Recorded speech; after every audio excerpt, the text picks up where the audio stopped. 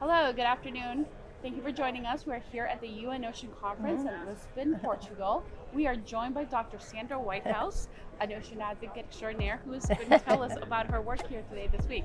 Thank you for joining us. Thank you so much for having me to have this discussion. I am Dr. Sandra Whitehouse. I'm a marine biologist by training and have been doing ocean policy work for almost 30 years now. I've done a lot of work on ocean planning, ocean plastic, and offshore wind, among other topics.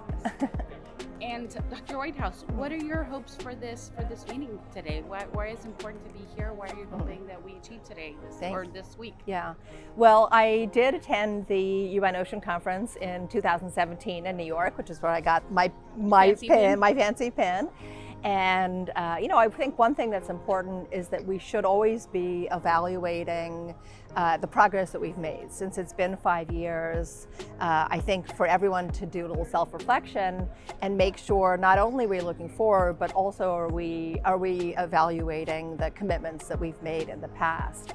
I also think this is a huge opportunity for coordination, both formally among countries and their delegations, but also among NGOs, among stakeholders, and as I said, not only formally in proper meetings, but also informally in the hallways, because it's very important for us to be able to connect. I do feel that we've made a lot of progress on the ocean climate connection, but I think we also can do more. I think one of the emerging issues that I hope we'll hear more about at this conference are issues such as the nexus between ocean plastic being made out of virgin materials that is a fossil fuel derived product and the climate connection. So I think we've done a lot. We need to evaluate, and we can do more. Can you tell us a little bit more? I think people are just starting to realize that by the time that the plastic is in the ocean, it's left a whole wake of destruction. So can you tell us a little bit more? Why is it important people understand that? Oh my gosh! Well, how long do we have? Obviously.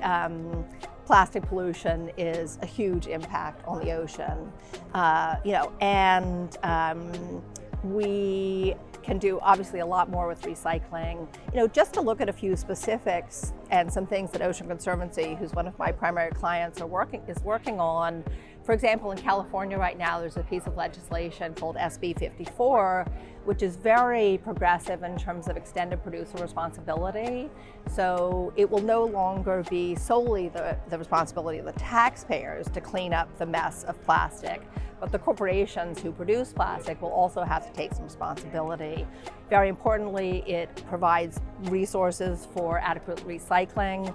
We know, for example, the United States is just dismal in terms of their recycling percentages. And it's also very important in that it ensures that there will be equitable solutions. So underserved communities will also have adequate resources to be able to manage their plastic waste. So that's just one example. I think the Global Ghost Gear initiative that Ocean Conservancy has under our umbrella is very important. Ghost gear is one of the most damaging types of plastic in the ocean to marine life. And again, we have countries that are joining to try to solve the problem together. And this is the perfect venue for that, for them to be able to interact with each other and trade best practices, best policies. What do advocates need to be pushing for with their governments? Well, lots of things. I would say a few top things. First of all, I think we need to continue to talk about the ocean climate connection. I think while we've made a lot of progress in the last 5 years, we still need to do more so that those two issues are not being considered separately. I think another thing is that we need to be always advocating for adequate resources, especially for the management agencies and the programs that are doing things like facilitating responsible offshore wind development, moving to green shipping, so it becomes a zero carbon shipping by 2050, hopefully. And obviously, we need to be able to jumpstart and invest in those types of solutions. I think on the flip side of that, we also should be advocating for eliminating some spending. So in America, the fossil fuel industry is still heavily subsidized by American taxpayers. And I think that is just, it's facilitating the problem as opposed to putting more resources towards the solutions to climate change and how it's impacting the ocean. So I'd say both of those pieces of the equation should be advocated for.